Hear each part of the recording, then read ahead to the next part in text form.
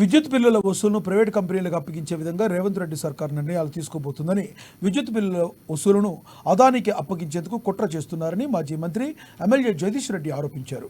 Private వ్యక్తులు విద్యుత్ బిల్లులు వసూలు చేసేందుకు పైలట్ ప్రాజెక్టుగా పాతబస్తీని ఎంచుకున్నారు. కానీ అది అక్కడికే పరిమితం కాదు. రాష్ట్రం మొత్తం విద్యుత్ బిల్లుల వసూలు ప్రైవేటు వ్యక్తుల చేతిలోకి వెళుతుందని ఆందోళన వ్యక్తం చేశారు.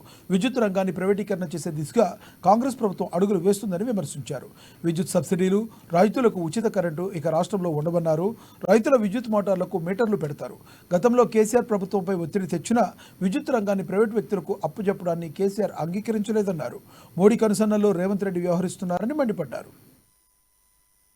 ఇవాళ మనం చూస్తున్నాం, ప్రైవేటు ఫైనాన్స్లకు సంబంధించి కావచ్చు, ఇతర రకాల కంపెనీల ఏదైనా వస్తువులు బాకీ పడితే ఎవరైనా ప్రజలు ఏ రకంగా దౌర్జన్యాలు చేస్తున్నారో, ఏ రకంగా వాళ్ళ ఇండ్ల మీద పడి వాళ్ళ వస్తువులు గుంజుకొచ్చి ఇబ్బందులు పెడుతున్నారో మనం చూస్తున్నాం. రేపు తెలంగాణ రాష్ట్రంలో విద్యుత్ వినియోగదారులందరికీ కూడా ఇదే పరిస్థితి తీసుకురాబోతుంది ఈ ప్రభుత్వం. ఒక రకంగా చెప్పాలంటే ఇది ప్రైవేటైజేషన్ కి మొదటి మెట్టు. విద్యుత్ బిల్లుల వసూలు ప్రైవేట్ కంపెనీకి అప్పచెప్పడం అంటే మొత్తం విద్యుత్ రంగాన్ని ప్రైవేట్ వ్యక్తులకు అప్పచెప్పడానికి రంగం సిద్ధమైంది. ఇది మొదటి మెట్టుగా మనం చూడాల్సి వస్తుంది. అంటే ఇవాళ పేద ప్రజలకు ఇచ్చే సబ్సిడీలన్నీ కూడా ఎత్తిపోతాయి. గృహ వినియోగదారులకు ఏదైతే క్రాస్ సబ్సిడీ ఇస్తూ వస్తున్నారో గత కొన్ని దశాబ్దాలుగా ఇవి ఏవి లేకుండా పోతాయి. చివరికి రైతాంగానికి కూడా ఉచిత విద్యుత్ అనేది మర్చిపోవాల్సి వస్తుంది. తప్పకుండా దానికి కూడా మీటర్లు బిగిస్తారు. దీని మీద ప్రభుత్వం స్పష్టంగా చెప్పాలి. ఇది రైతులకు ఉరి బిగించడం కొరకు మాత్రమే జరుగుతున్న చర్య.